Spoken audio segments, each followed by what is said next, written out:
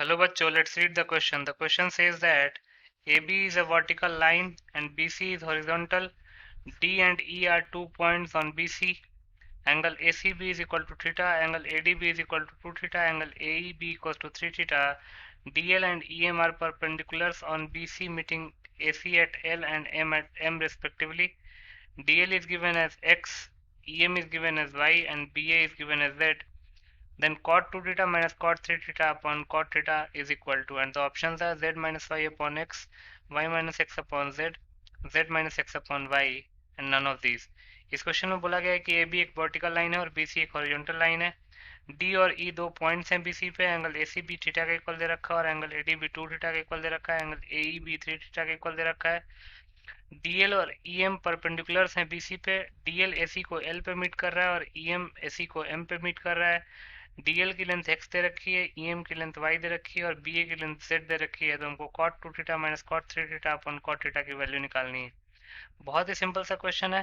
पहले हम की कॉन्सेप्ट लिख लेते हैं. की concept in any right angled triangle, किसी भी राइट एंगल ट्रायंगल में cot थीटा क्या होता है. cot थीटा जो होता है वो 1/tan थीटा, मतलब कि वो बेस अपॉन परपेंडिकुलर के इक्वल होता है. इसी की कॉन्सेप्ट को ध्यान में रख के इस क्वेश्चन को सॉल्व कर लेंगे. तो पहले हम एक रफ डायग्राम ड्रॉ कर लेते हैं. ए बी एक वर्टिकल लाइन है, तो ए बी को एक वर्टिकल लाइन बना दिया. ये रफ डायग्राम है, ध्यान से सुनिएगा.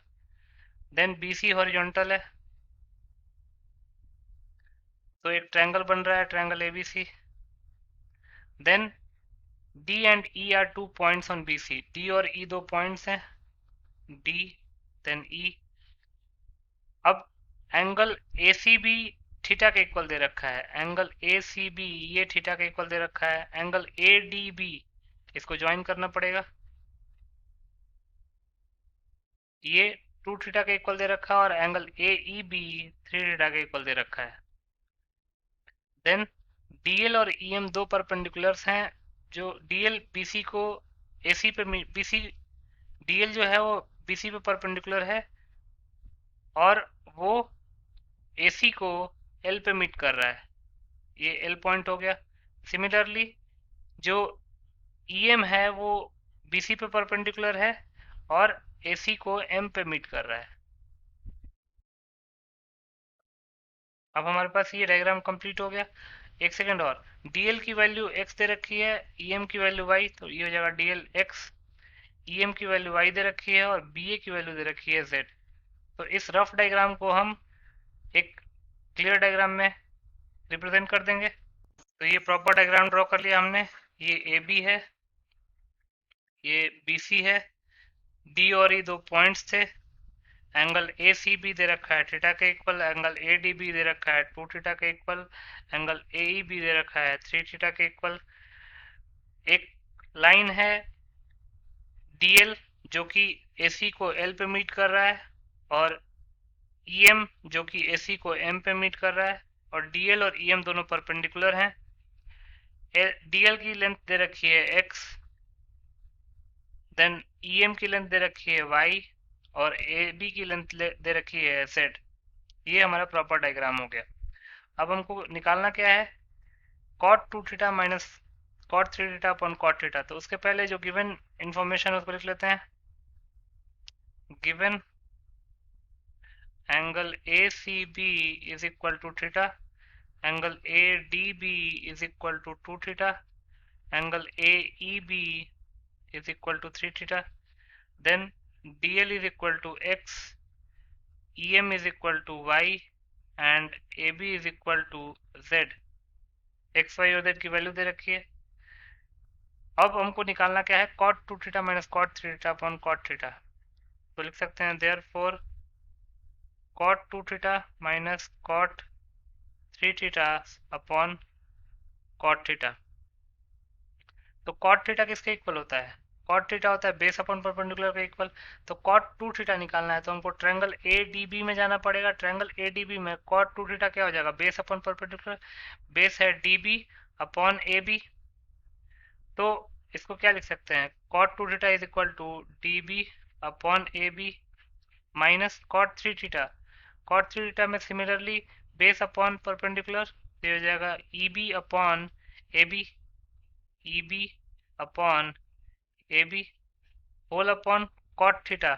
तो कॉट थीटा हो जाएगा B C upon A B, B C upon A B.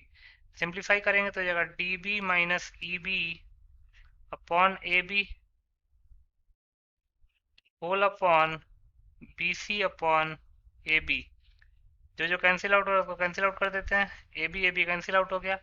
अब डी बी में से ई बी घटा देंगे तो आ जाएगा D upon B C, D upon B C आ गया।